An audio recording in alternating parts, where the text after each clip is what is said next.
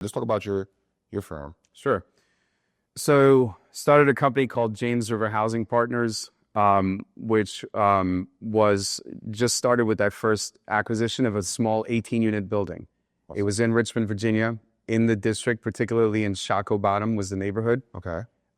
Beautiful neighborhood, very vibrant, very organic. There's not many corporations that are in Shockoe Bottom, so we found a great opportunity to buy it. We figured out the equity stack, the debt capital, and then executed. Awesome. 18 units. Okay. So you went big. Relatively. Now, keep in mind, it was in Richmond, Virginia. Okay, so 18 units in Philly or New York is a very different. So our first acquisition was 2.8 million. So it's not 200,000 like my first house that I bought. Right. But it's not, 10 million in order to buy something in the upper Northeast corridor. Okay. And this is your company. How has it grown? Or what has your experience been through its growth over time? Yeah, so James River Housing Partners was always the flagship. And we're going through this rebranding now into Mosaic Affordable Housing that I'll mention real quick. As we purchased and got involved in properties outside of Richmond, which is where the James River is, we felt that finding a name that signified our geographic locations was more important. Not only geographic, but also specifically. It's not Mosaic Housing, it's Mosaic Affordable Housing. Mm-hmm. Awesome. And then what is the portfolio, the platform? How has that developed? Yeah, so rigorous underwriting, because I spent at that time 10 years of debt underwriting. There's many carryovers between debt underwriting and equity underwriting. So the ability to model downside risk scenarios and break-even occupancy rates, all those things I carry with me and are fundamental into modeling what downside risk could be. Right. And how many would you say assets under management you guys have, if you want to share? Absolutely. So we've got, we're still very small, so 330 units with approximately 200 in the pipeline now. And so we're going to grow. We're roughly 55 million in assets under management, which is going to grow to a large point over that as soon as these 200 units, we close on them, we execute. Do you realize how huge this is? Congratulations, dude. I want to be like you when I grow up, man. What, how big is your team? It's me. Okay. I believe in partnerships. I'm a heavy believer in partnerships. So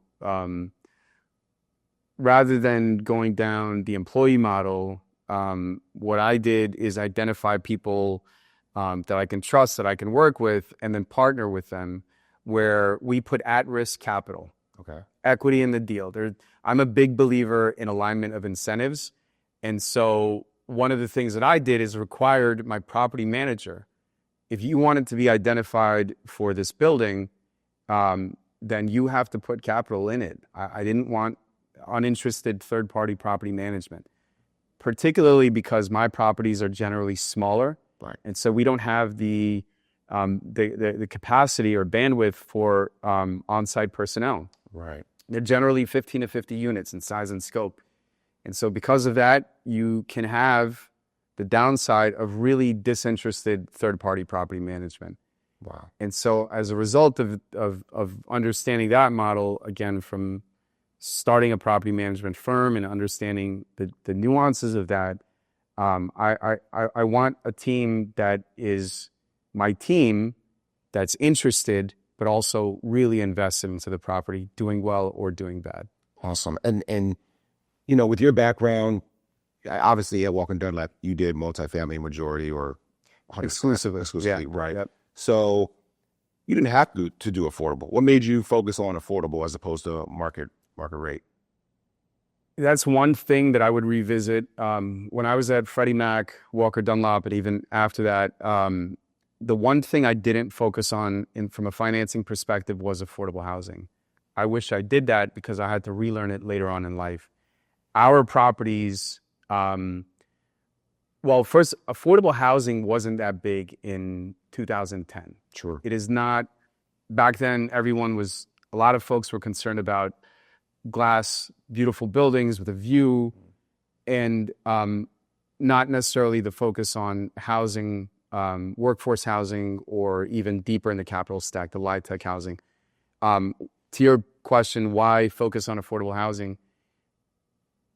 There's a lot of data points that I look at.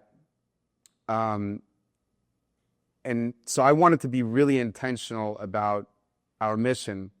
We're not a nonprofit, but I can draw from my experiences growing up in affordable housing into an opportunity to treat my residents fairly, into an opportunity to really understand what their needs are and what, just how I address them, just all these like different things of this unique perspective that I can share. So rather than being a disinterested owner of really nice properties, I mean, we have nice properties in our portfolio, but we're generally naturally occurring affordable housing, subsidy-based affordable housing, and even getting into the extended use light tech of affordable housing. Wow, amazing, man. You're doing some great stuff. Let's talk about the growth trajectory you see your company on. What would you say Mosaic Affordable Housing, or what will be the platform? How robust will the platform be? Or are you just trying to stay small, low to the ground? You let me know. Yeah. Really good question. And let's go into details. 2023 was a crazy year of rising interest rates, at sometimes lowering interest rates, but just a up-down kind of seesaw of trying to point valuations of a property when you have it under contract, but also your debt rates. Right. So, typical deal might be 45 to 60 days. Yeah. There's been 3 instances where the treasury rates as an index have moved greater than 70 basis points during that time. Yep. So unless you're rate locked, if it's an upward trajectory, you're paying for that. Yep. And you're either having to close at a much lower basis than what you put it under contract for, or the seller just says, I'm not doing this deal anymore, and you agree to part ways. So there's been a lot of that, but I say that as the details into how I think about that question. We're going to grow as big as our mission can take us. Okay. I'm very concerned about downside risk, and I'm very concerned about underwriting, and that's a core part of what I do. We don't do outsourced underwriting. I still do my own underwriting and still fact check every, assumption. We don't do 40% expense ratios. We get into the weeds of what is the actual insurance expense. So these are all things that I look at. In the near future, we hope to expand as we're able to carry our mission to treat all of our residents with dignity and respect, to implement our value add and building modernization process that we're looking at now, to uniquely think about things such as solar panels on older properties. Those are kind of my thought process behind that.